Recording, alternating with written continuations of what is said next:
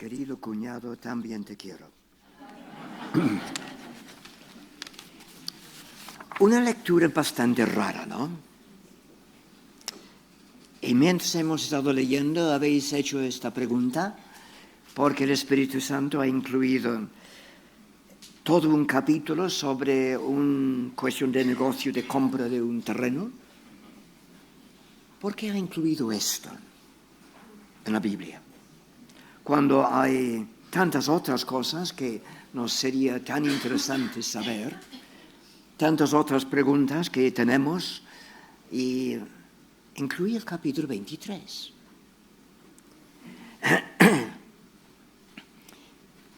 Pues creo que hay una serie de lecciones que podemos aprender de este capítulo que quizás con más claridad que en otros capítulos.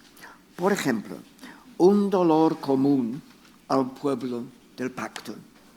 Ya en los boletines tenéis el bosquejo del mensaje y por lo tanto tenéis espacio allí para apuntar alguna cosa, algo que te llama la atención o alguna pregunta que quisierais hacer después. Cada muerte es especial, pero en un sentido la muerte de Sara, la esposa de Abraham, era aún más especial, y quizás por dos motivos. Uno es que Sara fue la única mujer en el libro de Génesis cuya edad se menciona al morir. Las otras personas mueren, pero no nos dice la edad. Mientras en este caso, versículo 1, la edad de 127 años. Pero también por otro motivo, es que si Abraham es conocido como el padre de los creyentes, el padre del pacto, entonces ella sería la madre del pueblo del pacto.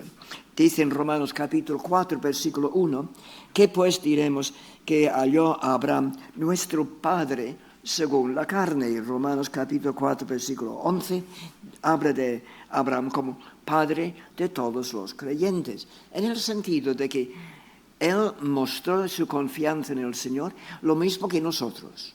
¿Cómo podemos decir? Pues sí, padre. También Abraham es una persona especial, una pieza clave en todo el plan de la redención, tal como encontramos capítulo 12, versículo 1 y 2 y 3, cuando el Señor llamó a Abraham de salir del pueblo de donde estaba, lo que hoy en día podríamos llamar Irak, para ir a la tierra de Canaán que Dios decía que le iba a regalar. Entonces, la experiencia de Abraham es común a todos nosotros, la muerte de un ser querido. Ahora, algunos dirán, sí, es cierto, pero podemos encararlo y con triunfo y victoria, ¿no? Todo lo que Pablo nos enseña en primera carta a los Corintios, capítulo 15, de la resurrección de Cristo y también la resurrección nuestra. Sí, es cierto, pero, el capítulo 23 de Génesis nos muestra que por ser cristianos no somos inmunes al dolor y la tristeza. El dolor, tristeza, soledad puede hacernos sentir poco victoriosos en aquel momento. Nuestras pérdidas pueden ser tan tristes, tan angustiosas durante meses y meses, y el dolor parece que nunca se va a acabar. ¿Hace la fe una diferencia a esta experiencia? Que supongo que todos lo hemos tenido, mayor o menor medida, y seguramente el futuro también nos va a hacer pasar por esta experiencia de sufrir la muerte de algún ser humano querido. ¿Hace la fe una diferencia? Por supuesto que sí. Pero la fe no nos aísla del dolor. De hecho, cuanto más profundo es el amor hacia la otra persona, más cercana, más estrecha sea la relación, más agudo es el dolor. Y lo que el Señor ha permitido escribir el capítulo 23 de Génesis es para mostrar esto. El dolor tuyo, dolor mío, es común a todos. Pero 1 Tesalonicenses capítulo 4, versículo 13 sigue siendo verdad y que podemos ir animando los unos a los otros debido a esto, de que el Señor regresa y entonces todos los males, todas las injusticias lo pondrá bien. Pero también es cierto, Juan capítulo 11, versículo 35, delante de la muerte Jesús lloró. Jesús lloró. Donde cuando lloramos nosotros, en un sentido estamos imitando a Jesús. Hechos capítulo 8, versículo 2, nos habla de cuando murió Esteban. Dice, y hombres piadosos llevaron a enterrar a Esteban e hicieron gran llanto sobre él. Hicieron gran llanto. Por lo tanto, cuando lloramos por la muerte de algún ser humano, no debemos avergonzarnos de llorar. Cuando Pablo escribió a los tesalonicenses, dice, tampoco queremos, hermanos, que ignoréis acerca de los que duermen, los que mueren, para que no os entristezcáis como los otros que no tienen esperanza. Sí, nosotros tenemos esperanza. Sabemos que los que mueren en el Señor están con el Señor. Y esto cambia todo. Y que lo veremos. Pero el dolor es común a todos. Y el capítulo 23 está subrayando esto. Y seguramente otra persona lloró también allí, al lado de Abraham, su hijo, Isaac. Y él tendrá unos 37 años en este momento. El dolor común a todos los cristianos, a todo el pueblo del pacto. Aunque digo, con Cristo es tan diferente. Hace unos meses estaba circulando un vídeo de unas mujeres en una iglesia en África y estaban cantando a toda voz, diciendo y alabando al Señor porque Él ha obrado en sus vidas y que saben de que más tarde o más temprano estarán con Él. Y estaban alabando al Señor. Lo que hacía tan diferente aquel vídeo es que el domingo antes había sufrido un ataque y que los maridos de estas mujeres, todos, fueron matados. Lloraron, seguro, pero en Cristo había esta clara esperanza. Pero hay otra cosa que nos enseña el capítulo 23, y esta es una clara confesión de condición de ser peregrino. Estamos de paso. A pesar de la opinión de la gente, como dice en el versículo 6, que consideraban a Abraham como príncipe de Dios, o sea, un hombre de gran honor. Y a pesar de eso, y a pesar de ser un hombre muy rico, Abraham conoce con demasiada claridad su estado actual de ser peregrino. Hebreos capítulo 11, versículo 13, menciona una frase curiosa. Conforme a la fe, murieron todos estos, hablando de Abraham y otros. Murieron todos. Todos estos sin haber recibido lo prometido, sino mirándolo de lejos, creyéndolo y saludándolo y confesando que eran extranjeros y peregrinos sobre la tierra. Podían mirar delante y saber, somos peregrinos. pero hay una cosa tremenda delante. Es lo que estuvimos aprendiendo un poco en la escuela dominical esta mañana. El domingo próximo a las 10, si podéis, vale la pena estar. Hebreos capítulo 11, versículo 9, también dice: por la fe habitó como extranjero, Abraham, morando en tiendas. Morando en tiendas. La más temporal de las viviendas, en una tienda. Y entonces Pablo, escribiendo a los Corintios, dice: porque sabemos que si nuestra morada terrestre, este tabernáculo, se deshiciere, tenemos de Dios un edificio, una casa no hecha de manos, eterna en los cielos. Este capítulo 23 está subrayando que somos peregrinos. Levítico 25, versículo 23. Dice el Señor a su pueblo: la tierra no se venderá en perpetuidad, porque la tierra es mía. Pues vosotros, forasteros y extranjeros sois, para conmigo. Notas, otra traducción lo pone así: porque la tierra es mía, tú solo eres un extranjero, un arrendatario que trabaja para mí. Estamos aquí de paso.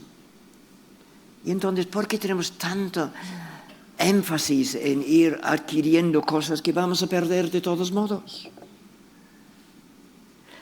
Sois forasteros y extranjeros, sois para conmigo. Residentes temporales, conmigo, dice el Señor. Estamos andando con Él. ¿No podemos disfrutar de eso? Sí, tenemos un futuro glorioso delante, pero también aquí, en medio de nuestro dolor, ir andando con Él.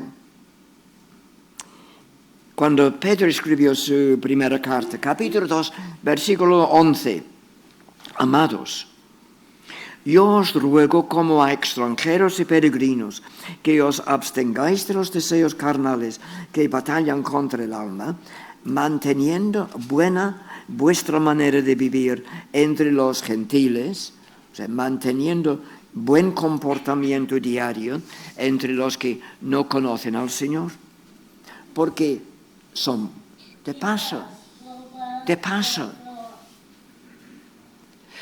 Salmo 39, versículo 12.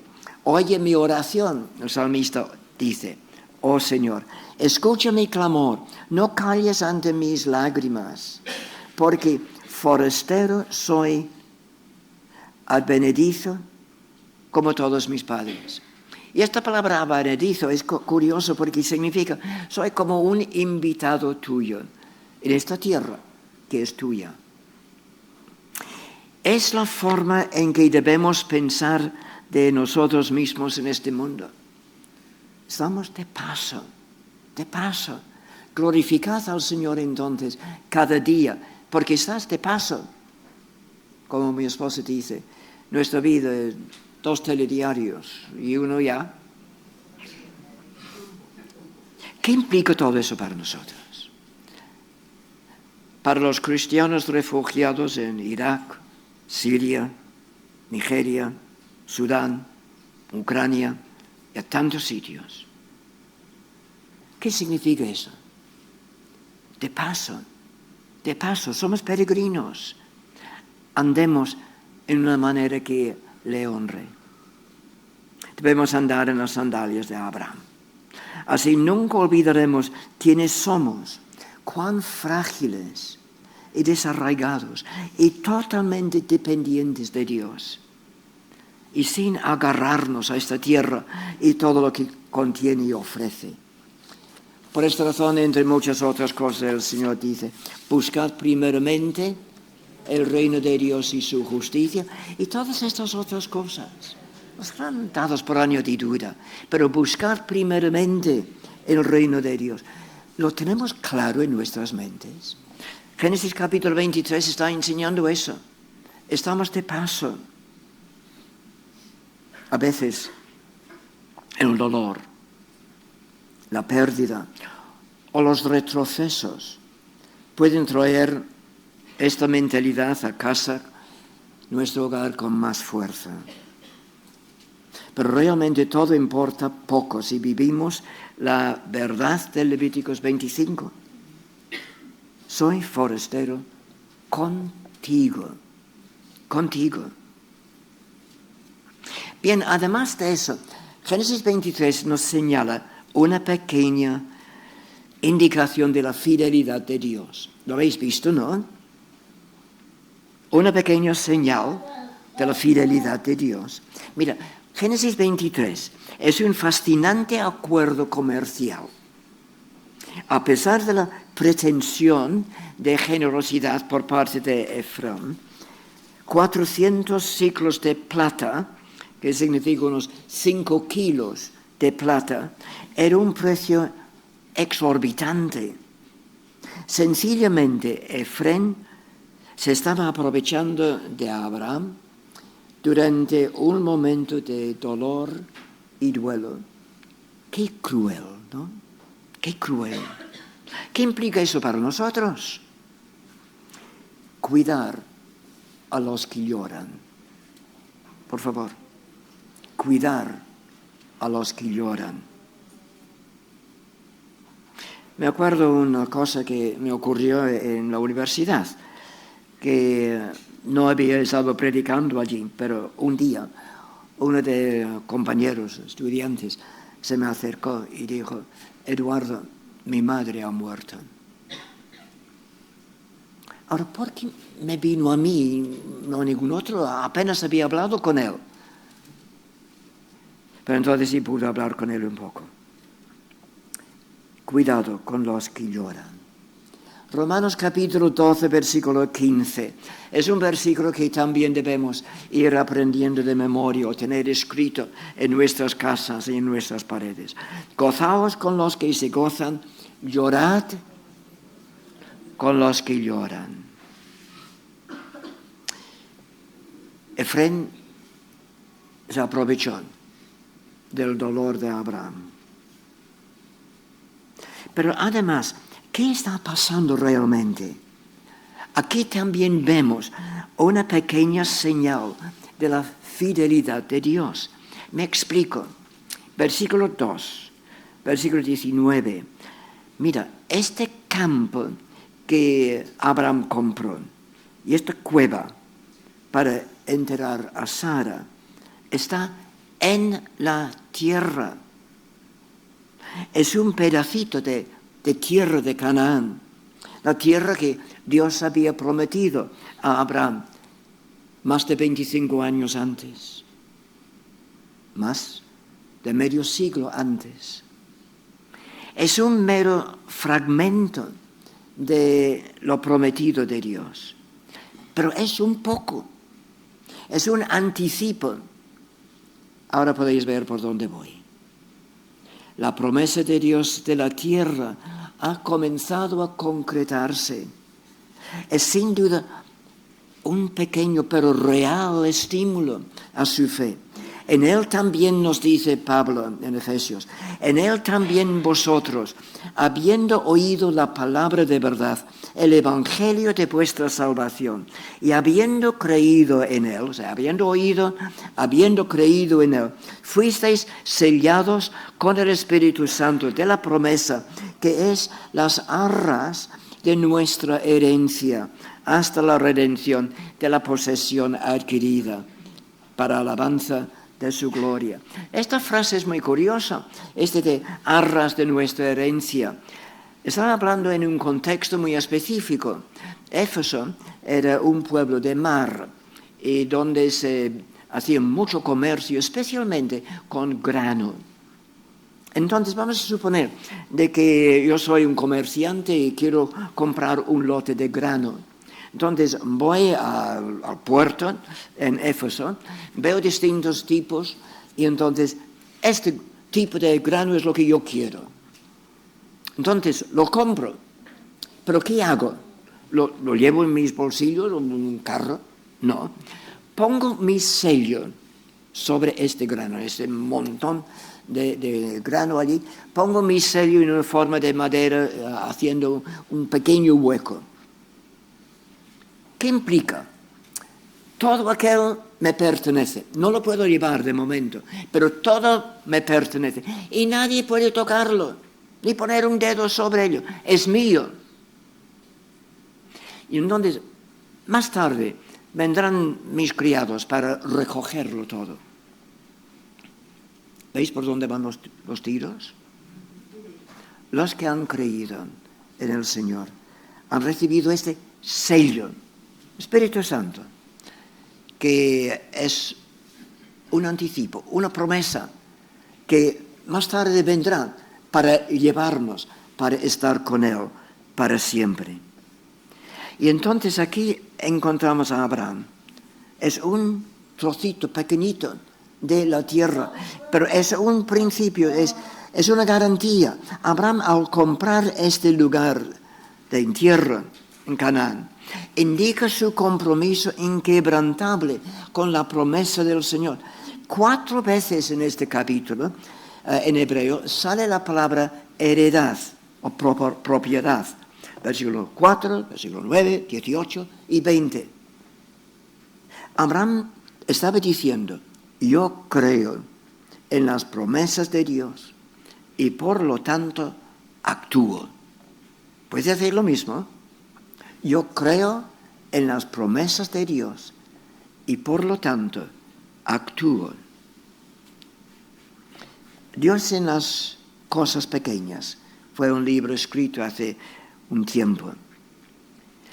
No encontramos un alivio total o una solución completa delante de una tumba, sabiendo que más tarde o más temprano lo veremos de nuevo. Pero hay una pequeña muestra de la grandiosa seguridad que Dios da en medio de nuestros dolores y tristezas, en el momento justo en que necesitamos. Escuchad, Apocalipsis capítulo 21, versículo 4, y vamos a alabarle. Enjugará Dios toda lágrima de los ojos de ellos. No es que Dios envíe un ángel para secar las lágrimas. Enjugará Dios mismo toda lágrima de los ojos de ellos. Y ya no habrá muerte, ni habrá más llanto, ni clamor, ni dolor, porque las primeras cosas pasaron. Y el que estaba sentado en el trono dijo, he aquí, yo hago nuevas todas las cosas. Y me dijo, Juan, escribe, porque estas palabras son fieles y verdaderas. Entonces podemos ir escuchando como podemos decir al Señor, soy forastero contigo. Este mundo no es mi casa. Estoy de paso, pero ya tengo un anticipo de todo lo que voy a tener contigo. Y no lo estamos experimentando cada vez que cantamos en comunidad. No hemos estado cantando esto esta mañana. Un anticipo, cuando estaremos delante de su trono, de toda lengua, toda tribu, y estaremos adorando a nuestro Señor. Entre tanto, vamos a tener claro, somos forasteros, estamos de paso. Por favor, las cosas estas en nuestro mundo son importantes, sí, pero estamos de paso. Vamos a orar.